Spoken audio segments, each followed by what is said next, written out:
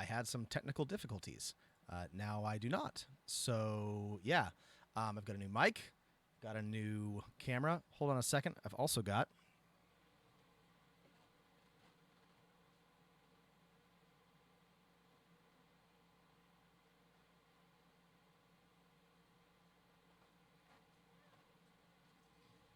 This is Wellington. He's very unhappy. Anyway, that's the model for the logo. And normally he's very well behaved, but he's going to embarrass me in front of my viewers. Anyway, now you've seen them both, the striped one and the not so striped one, and we can get on to the main event that everyone can see and hear me. And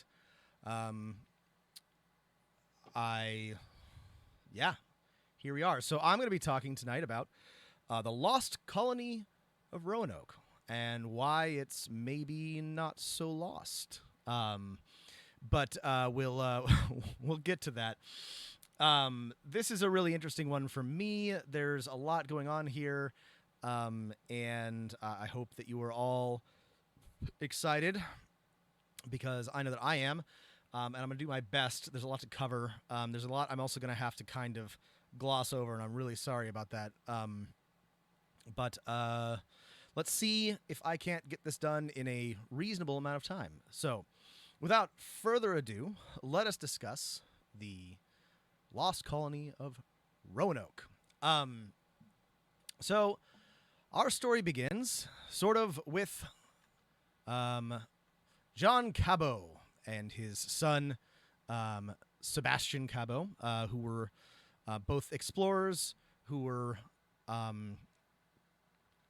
commissioned by English kings to explore. As we all know, Columbus sailed the oceans blue in 1492, but shortly after that, the rest of the European nations wanted to get in on the whole discovering stuff game, and the English were early on it, and they sent explorers basically due west from England, and they discovered a horrible, snow-ridden, rocky, unpleasant land that they called Newfoundland, or St. John's eventually, but we know as Canada today. So that they did make their own discoveries, but they were real Johnny-come-latelys to the exploration game. Portugal and Spain were well ahead, but it soon became pretty clear that if England wanted to compete on the world stage, that it was going to need to figure out its own way into the West, into the New World. And the reason for this is because, and I'm going to make this bigger so you can see, is because Spain was really on the up and up. This is the, sort of the peak of the Spanish Empire. And as you will see, in addition to substantial New World holdings, Spain also controls a big chunk of Italy, and had recently come to control the rebellious Flemish in the Netherlands, as well as lands, as you can see, in Milan and Luxembourg. Spain and the Philip II had also inherited the throne of Portugal, meaning that essentially all of Spain, all of Portugal, and all of the overseas holdings thereof were under the possession, or in the possession, of a single European monarch, Philip II, who was, if you will remember your history, a Catholic. And at this time, England was not. They were Anglican, which meant that England was in a real dicey position. And part of the reason why one of those red chunks, Flanders, stupid, sexy Protestant Flanders, had come under the control of Spain. They were rebellious, and were the rebels were essentially England's only allies in mainland Europe, and so they were in a real tight spot, and so they were constantly looking for ways to improve their position against Spain, and to just avoid being annexed by the growing and terrible crown of the Spanish Empire. And to this end came the Sea Dogs.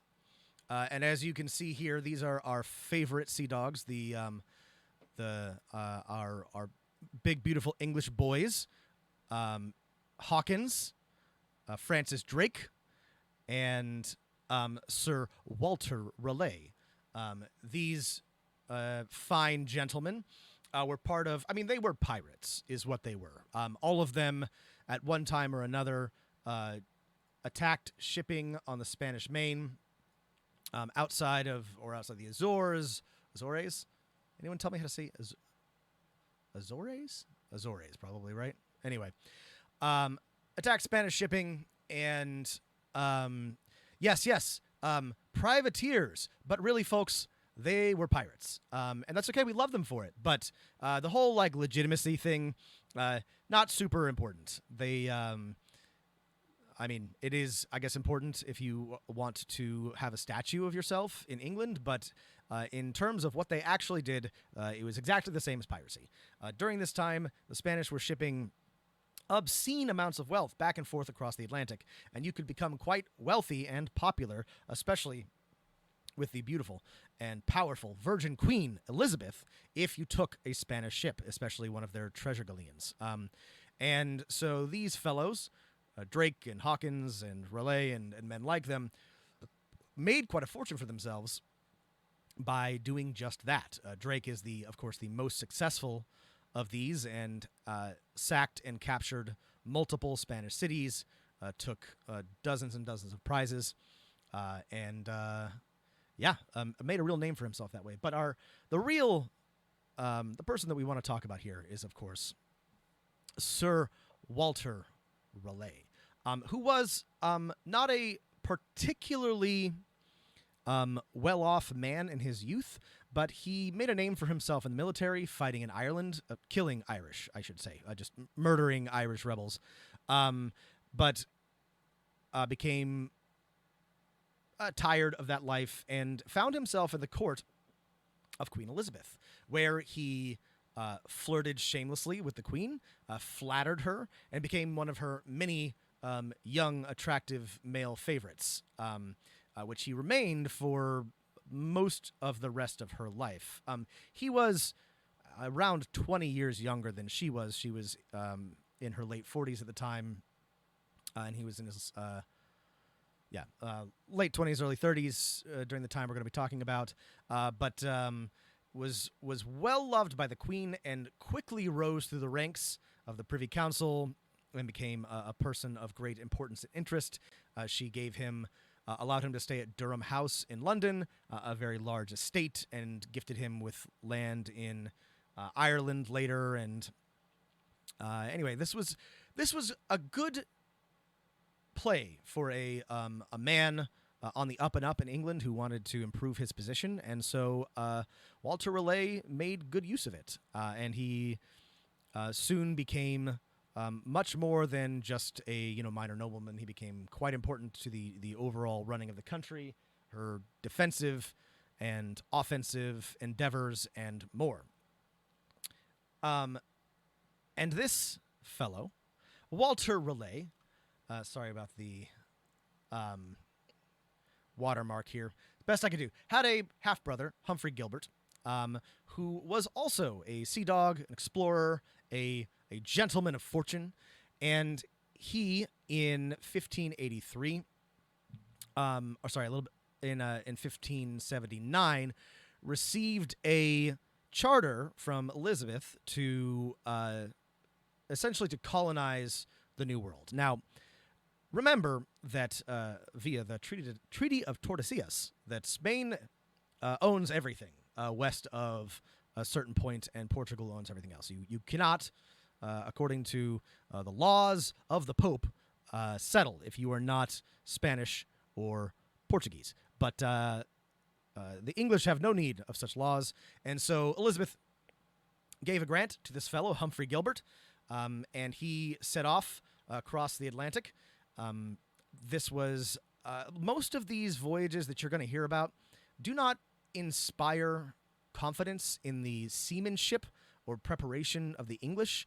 They are often met with incredible misfortune, grave errors, anchor cables snapping, ships going missing in the dark, all sorts of really just terrible luck, or just absolutely awful sailing. It's hard to tell from the reports, but in any case, Gilbert makes it to St. John's, or Newfoundland, where a bunch of dirty fishermen are drying their cod, and he says, "Hello, I am Humphrey Gilbert, and you are now part of England, and this is St. John's." And then he tries to tax the fishermen, and they ignore him until he leaves. But this is essentially the first colony, first New World settlement that England claims. And because it's a filthy rock in Newfoundland, nobody really goes after them. They don't really establish a settlement there, but it is important to acknowledge that this happened. But then on his way back to England to report his success and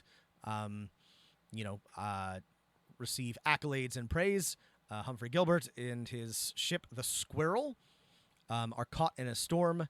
The story goes that he was unconcerned, that he sat on the deck and read a book, which you can see in this picture here, even as it drifted away into a hurricane and was never seen again. This was sort of unfortunate for Humphrey Gilbert. He never got to enjoy his spoils. However, this was advantageous for our boy, Walter Raleigh, who you will remember was a half-brother of Gilbert, and according to however these things work in English law, got half of the charter that had belonged to Gilbert. One half went to Gilbert's other brother, Adrian, giving him Newfoundland and everything north of that, and the other half went to Raleigh, which was basically everything south. And again, this is all claimed by Spain, so it was not particularly useful to Raleigh, but never you mind that. Now, I want to take a brief moment to remind everybody that there have been other settlements in the Americas, even in this part of the Americas, for quite some time. The Spanish settled St. Augustine in Florida in the 1560s, and a group of French Huguenots attempted to settle in, I think, what is now Georgia or Carolina, in a place called Fort Caroline, before they were... Well, they got murdered by the Spanish, is what happened to the Huguenots.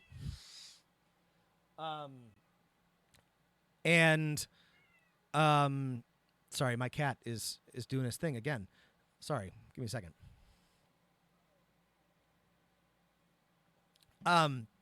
Anyway, that didn't stick. St. Augustine did stick. It is still there. You can go see it. And as far as I can tell, it was a full settlement, but that didn't count as far as the English were concerned. And it was, I think, mostly a military outpost at this time, but it's not important. Anyway, I just want to, give some context here. This is a very early map. It calls what is now the Carolinas, Virginia, Norumbega, which was some sort of horrible misspelling of Orumbega, which is some sort of Algonquian word which might mean a quiet place or a quiet stretch of water.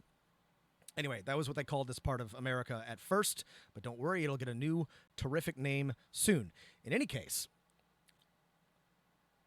Raleigh now has a charter to to settle the Americas. And it's important to note that if Raleigh, just the same as Gilbert's charter, if he does not settle the Americas in, he's got 9 years to do it. Sorry, 7. If he does not settle the Americas, if he does not make a sustainable colony, then the charter goes to somebody else. And so suddenly the clock is ticking on Raleigh's, substantial holdings. But if he wants to hang on to that New World land, he needs to move. And so he quickly arranges an expedition to explore this claim. And it departs England in April of 1584. It's got 2 ships, captained by Philip Amadas and Arthur Barlow in command of the other. And they landed in the Outer Banks. If you are familiar with the East Coast, I am not. Everything east of the Mississippi may as well be a different country. It's all squished together. The maps look weird, but I'm told that off the coast of the Carolinas and Virginia, there's a whole string of barrier islands, and this is sort of important to this story. The Outer Banks, of which Roanoke is sort of a part. But they arrived here, and this was attractive for a number of reasons, one of which was if you could get inside the Outer Banks, it's a sheltered harbor or cove, and also it's protected from Spanish ships. They're big honkin' war galleons, can't traverse those shallow waters. As is going to be repeatedly proven, however, neither can the smaller English ships. Nobody can. Every time anybody tries to go in and out of the Outer Banks, somebody fucks it up. They lose a ship. This keeps happening. It's deeply unfortunate. But to the initial explorers, it seems like a good idea to try to maybe settle here. And so they explore inward around the Outer Banks to begin with. In this first expedition, Amadas and Barlow and their men meet with some of the indigenous people of the area. These are mostly Algonquian-speaking people, the CROATOANs and the Pamlico and the Powhatan. There are also some Iroquois-speaking people further inland, but most of the indigenous people that they interact with are the CROATOANs, who control Roanoke Island and sort of big chunks of the mainland near Albemarle Sound and the Pamlico River. And initially, these relations are friendly. They trade, they share food, everything is hunky-dory. And then 2 natives, Wanchese and Manteo, go with Amadas and Barlow when they return to England to tell of what they found. So everything has been explored. It's all hunky-dory. It's a land of milk and honey. It's beautiful, blah, blah, blah. It should go without saying that Raleigh and everybody else is expecting, of course, to find mountains of gold and silver. And every indigenous person that they speak to, they ask about silver or gold or whatever, and they say, I don't know, sure, we've got that. And they're like, hell yeah, we've got that. And so this goes back to England to inspire more people. They also, Raleigh and Richard Hakluyt and a lot of the explorers believe that there is, that just on the other side of the mountains is a passage to the South Sea, to Cathay, to China. That all they need to do is just, find the right river, and then there will be a passage to the Pacific Ocean, and then they won't have to deal with the Spanish, and they can, sell their goods and ply their trade. And so a major motivation for settling the New World has to do with, of course, again, the mountains of gold and silver, which are surely just there. They're just around the corner. And 2, finding a passage to China.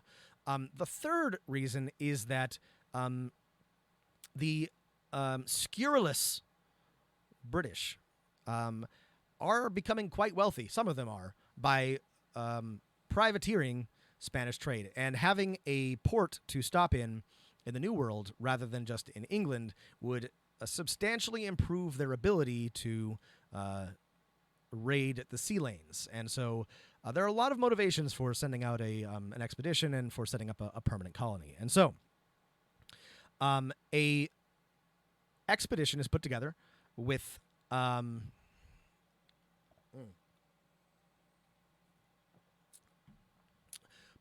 Richard Grenville, Ralph Lane, and John White. This was largely a military expedition. It was there were some craftsmen, but most of the people involved were soldiers. It was just meant to sort of head inward and establish a beachhead. 7 ships went with them. This was big.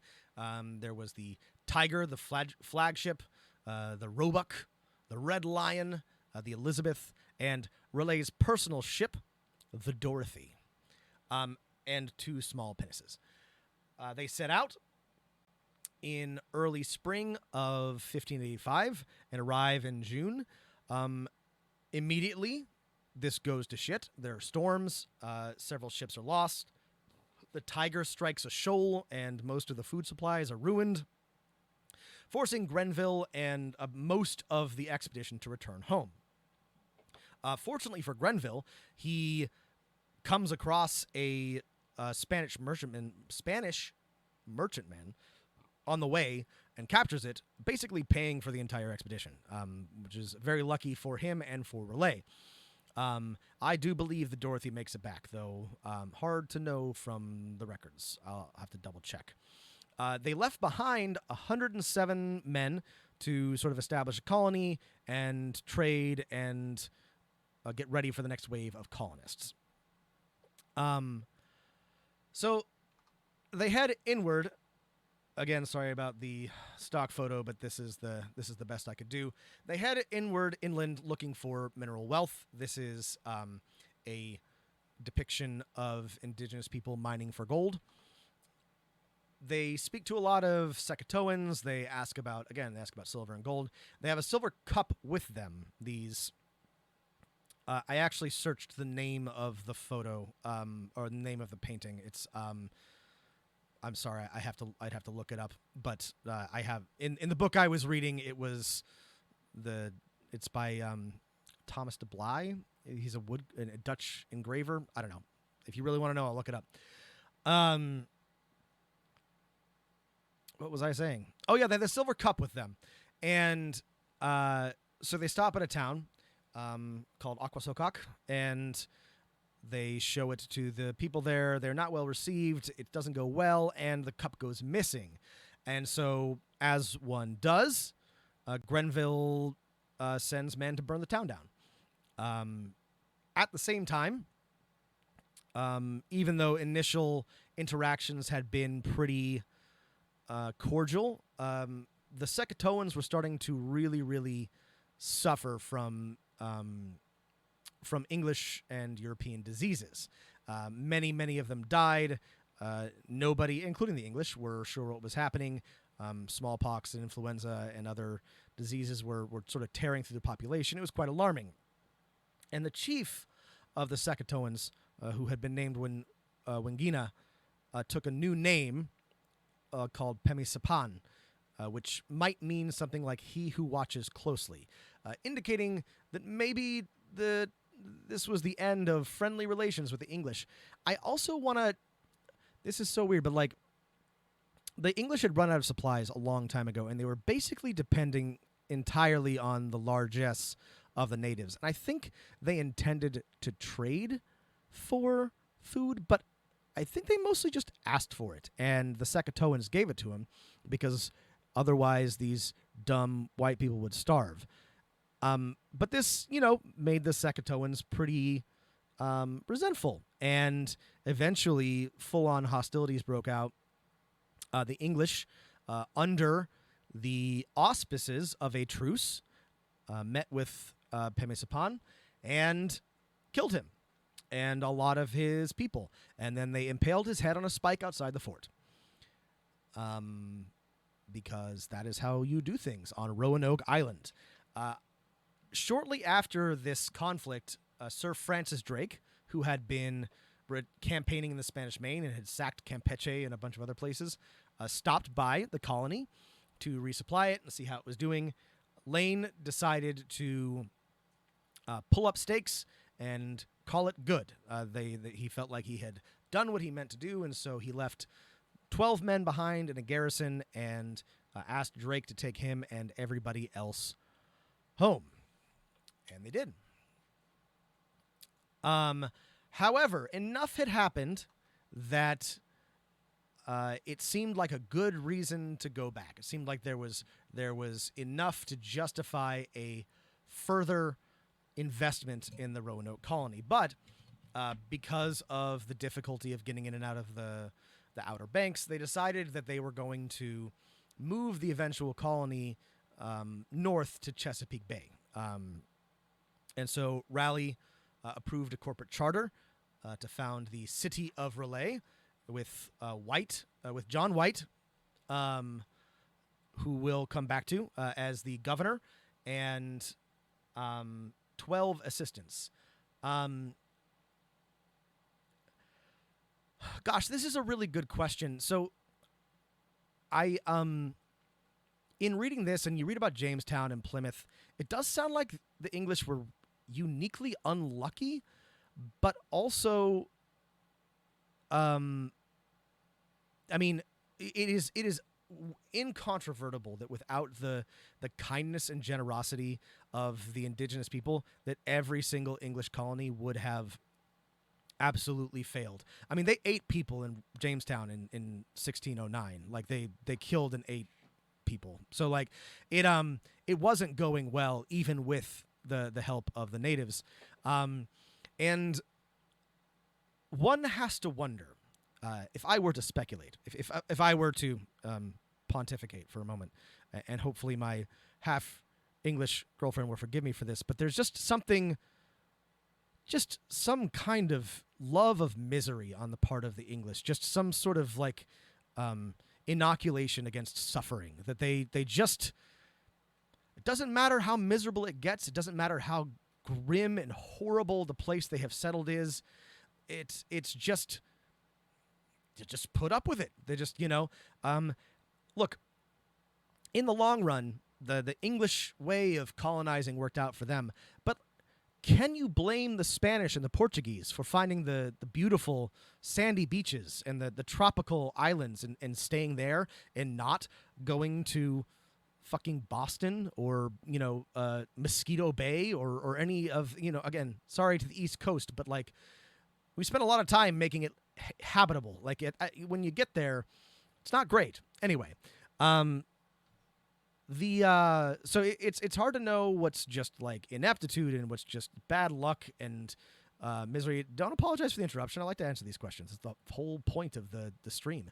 Anyway, it's a really good question. You read all of the tales of these early colonies, and it's all just the same story of just catastrophic failure after failure. Anyway, so they return, intending to settle at Chesapeake Bay, the city of Raleigh. Approximately 115 people agree to join the colony.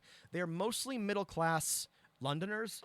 London has become very crowded and very inopportune for really anybody who's not rich. It's not a good time to be in London. It's very, very crowded and very, very competitive. And so a lot of these people who are minor nobility or merchants, middle class of one way or another, realize they have an opportunity to become actual landed gentry in the New World.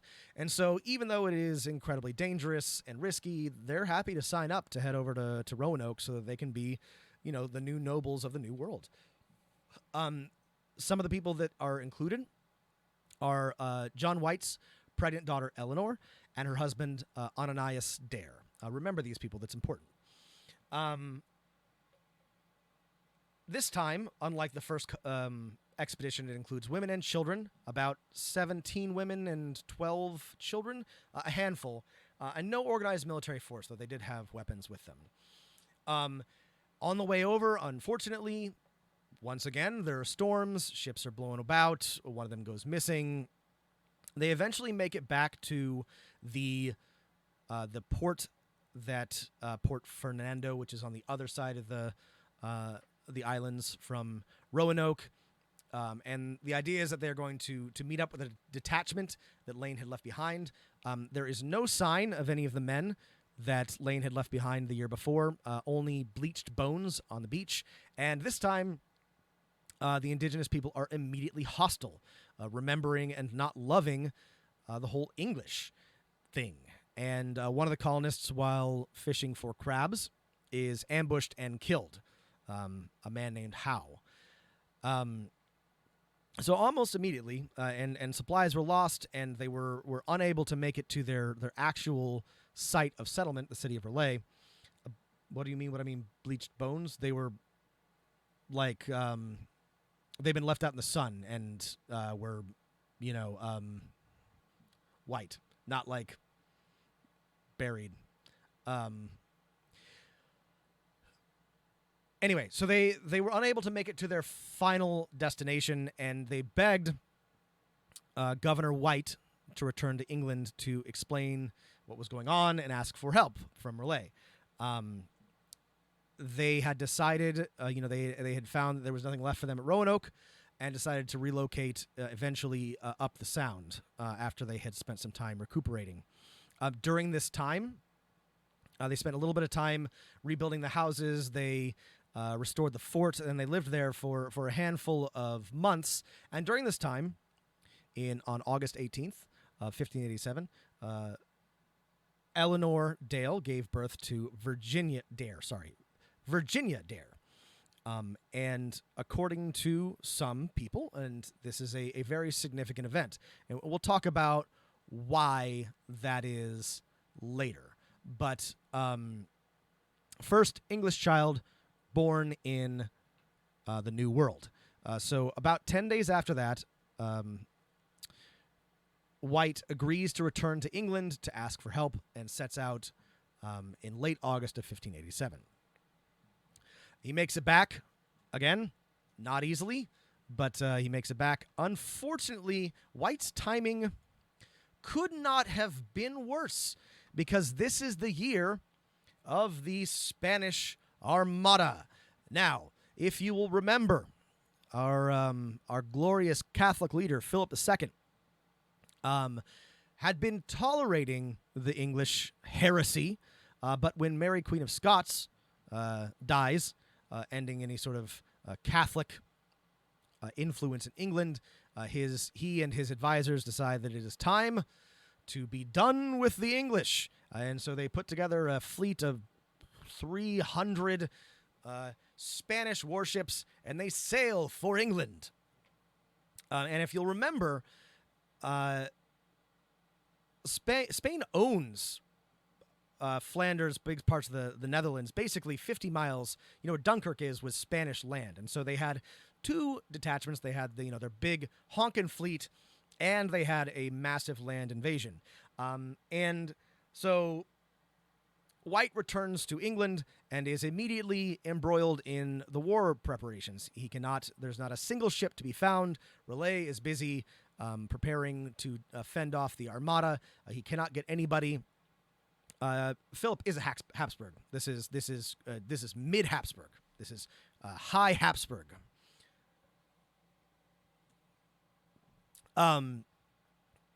So White is begging. He's trying to get people to find any ship that he can to head back, but he has to wait.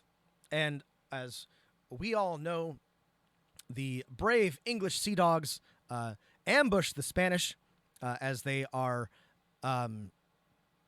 preparing for their invasion of the Gravelines. They put together, Drake and Raleigh put together a series of fire ships, which they send into the Spanish lines, scattering them. The more maneuverable and better armed English ships catch the Spanish Armada unawares and blast them to smithereens, and England is saved. Hip, hip, hooray. I gotta say, history is full of people being graded on a curve. And I will say that this is pretty cool. And my objective historical opinion is that the defeat of the Spanish Armada by the English is a heroic historical event that deserves some accolades. It's one of those exciting moments in history that is not just like jumped up for no reason. This is pre-Glorious Revolution, I believe. That's later the next century. Well, no one was setting the curve at that time. It's people who set the curve later. There are certain moments in history which some historian decided were a big deal, and sometimes they are and sometimes they aren't. This sort of is. Hard to say whether or not this actually mattered in the grand scheme of things, but, England has this true or not perception of itself that has never been invaded, that has never... no foreign enemy since 1066 has, ever set foot on the English shores, blah, blah, blah, blah. So I don't actually believe that the Spanish probably could have gotten away with conquering England, but if they had landed Spanish troops on English shores, boy, that would have hurt the English character quite a bit. Anyway, I'm getting off track. Oop. Is that where I am? Yeah. So eventually White does manage to find two vessels that are basically unfit for war and outfit them with Raleigh's help.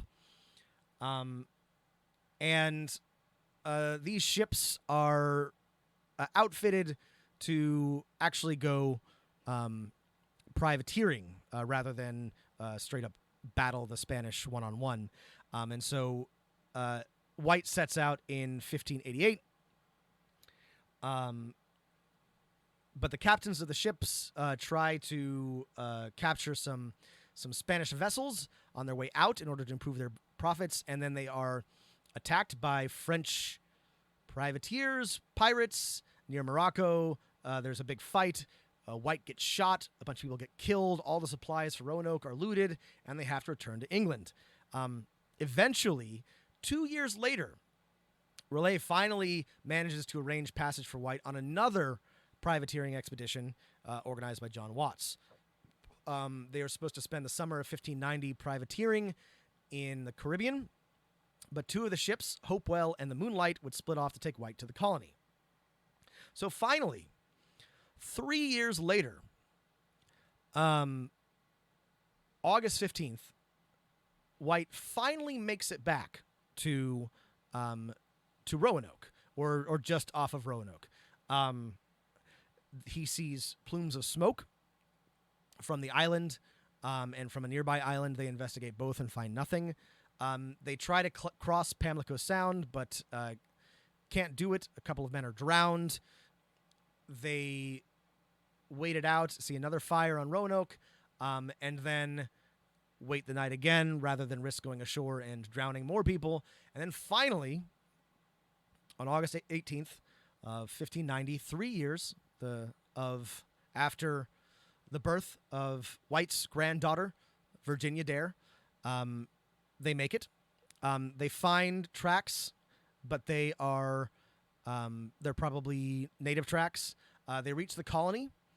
They find that it has been fortified by a palisade, but there's nobody there. It has been looted. There's no sign of anyone. Near the entrance, on the fencing, the word CROATOAN has been carved onto one of the posts. So they return to the ship that evening. There are plans to... So, all right. I debated when to do this, but it is time for me to disabuse you of any exciting notions about this mystery. When White left,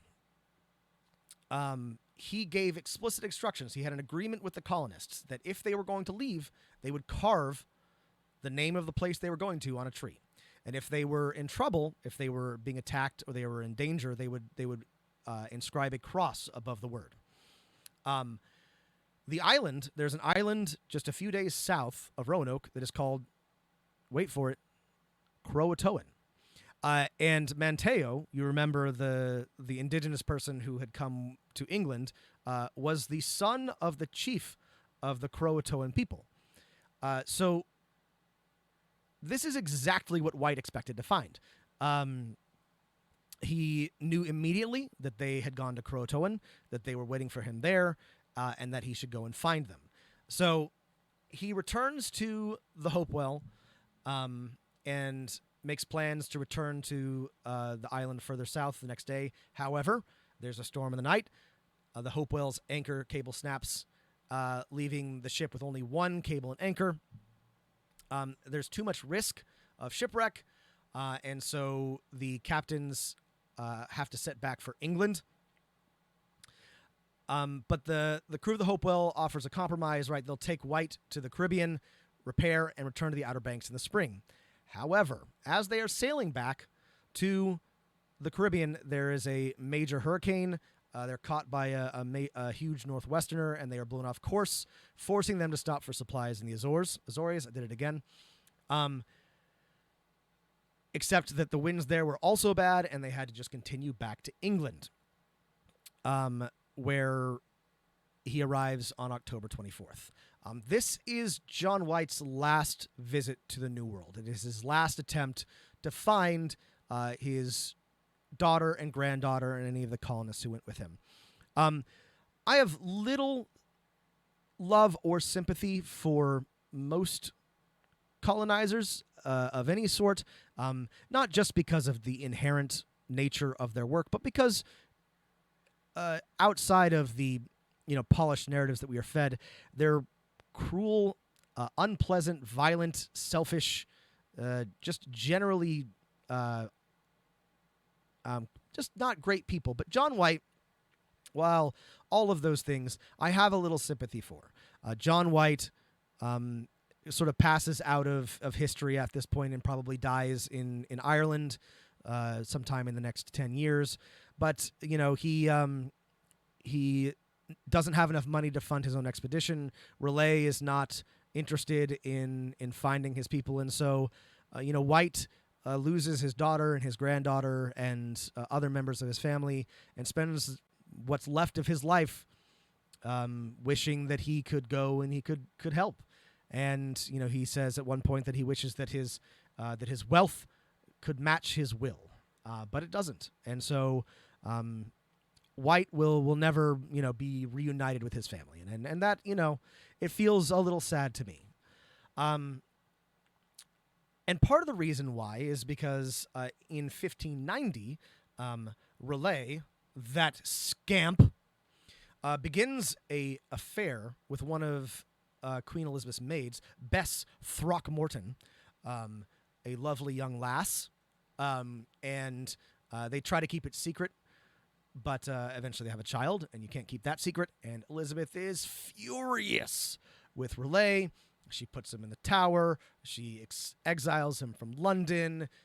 It's bad. So he's not going to be putting together any expeditions to go look for the lost Roanoke colonists. However, Elizabeth, her moods, they're fickle. The Queen, she can be just as merciful as she is cruel. And about 5 years later, she relents. Raleigh is back in her good graces, and he manages to outfit another expedition.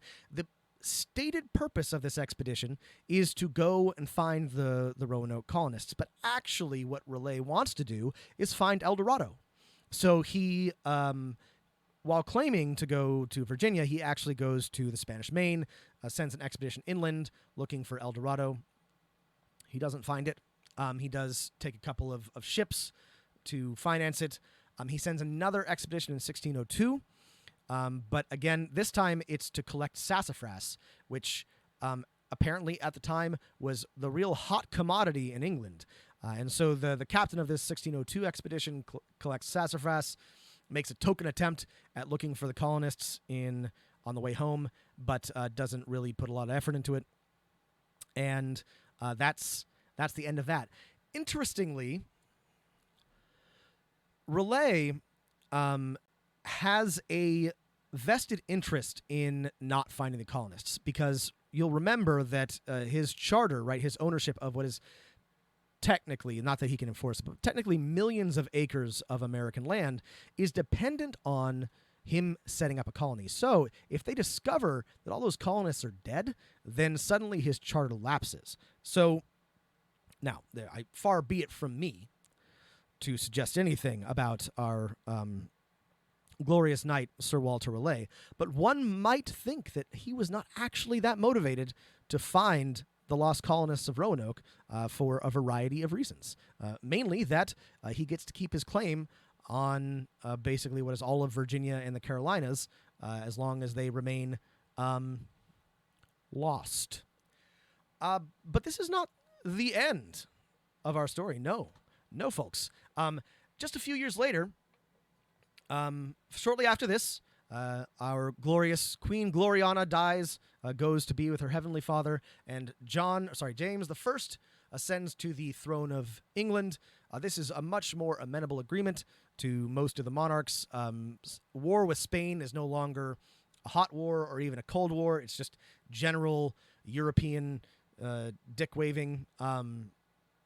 And so suddenly it's a lot less terrifying to go across the ocean to settle. And as we all know, a variety of New World charters are established, one of them being Plymouth Colony and the Jamestown Colony, right? So in 1607, they settle in Jamestown, and who goes with them but our big burly boy, John Smith, the dashing, handsome, not very, lover of Pocahontas, rapist, maybe. Anyway, John Smith goes with them, and this guy's a dumbass. I'm sorry, everyone. He's real stupid. And almost the first thing that he does is get a bunch of his men killed and get captured by Powhatan, where he is interrogated and manages to impress them by being just luck, it seems like. But he's interrogated by several indigenous chiefs, where he hears about, among other things, stories of people who are clothed in a land to the south, and where there are houses built one story on top of another out of stone. Later, a visitor to London would tell the same story, houses built with stone walls, one above the other. And he makes an attempt to find the Roanoke colonists. He and a handful of men head south, but their guide abandons them. It doesn't work. Again, he's not actually that good of an explorer, so he doesn't have any success in finding the Roanoke colonists, but he receives multiple pieces of information indicating quite confidently that they are still alive. And in one of the maps he sends back, he has their locations marked on the map. That these are where the colonists are. These are the places where the natives said that they belong, or they have ended up. And so it's already not like so much a lost colony. And, everyone is quite aware of what happened, and it becomes this sort of scandal and excitement in England. In 1605, there is a satirical play written called Eastward Ho, which covers a couple of no good layabouts who trick people into going on a journey to the New World, and it is very clearly a satire about Roanoke. And in it they suggest that there's a whole country of Englishmen out there that have intermarried and lived with the indigenous people, and this is not. There's no. I mean, there is a mystery, but like people are quite aware of what probably happened, and this legend keeps on being embellished throughout the years. A man visits in the 1700, where he speaks to some what were then CROATOANs, who talk about ancestors who could speak from a book, and who point to their descendants who have gray eyes, which is rare among the natives of America. But white people can't leave well enough alone. And in the 19th century, several American authors, they really seize on this romantic lost colony idea, and they write a series of romance novels and adventure novels and exciting tales about the lost colony and about the brave blonde huntress Virginia Dare. And this sort of seizes in people's mind. And the longest continuously running play is a play called Lost Colony. You can go see it in Roanoke if you like. I think they do it every year, and it's about exactly this. The reason why. Well, I'll tell you why they think it's a mystery, but let me get to a couple more things. So I want to stop and talk about Virginia Dare for a moment. So Virginia Dare has become this icon of purity, whiteness, American settler colonialism. The county where Roanoke is and where CROATOAN Island is now called Hatteras Island. You can go there. Is Dare County, and there is a white supremacist website called VDare, which has been highlighted by the SPLC as a hate site. And there is this bizarre obsession among white supremacists and just sort of like white folks in general about Virginia Dare as this just a paragon of white settler colonialism, of pure Anglo-Saxon heritage, and I want to talk about why this is so fucking funny to me. I want to talk about I want to tell you two things. One, don't argue with white supremacists. They don't care about your logic. It's not a logical point of view. However, their dominance funny, and here's the reasons why it's dumb. So, two things. Virginia Dare was not the first white person born in America. That was probably Snorri Thorfinnsson, the son of a couple of Icelandic explorers who was born in Vinland, America, probably somewhere in Canada, 700 years before.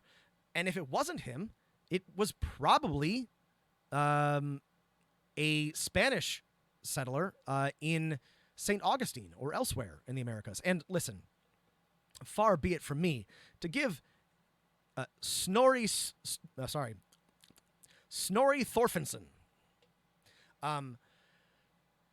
Far be it from me to give the Spanish any credit, but I do believe that they are white, or that they count as white. And the final thing that is really funny about this is that if Virginia Dare survived, and there's, by the way, it's hard to say definitively how many of the colonists survived, if any, what happened to them. But if she survived, she absolutely married and had children with an indigenous, like, Croatoan, Secatoan person.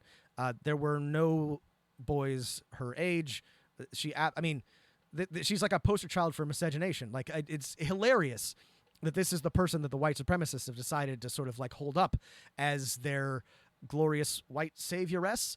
I mean, it's just so fucking funny. Anyway,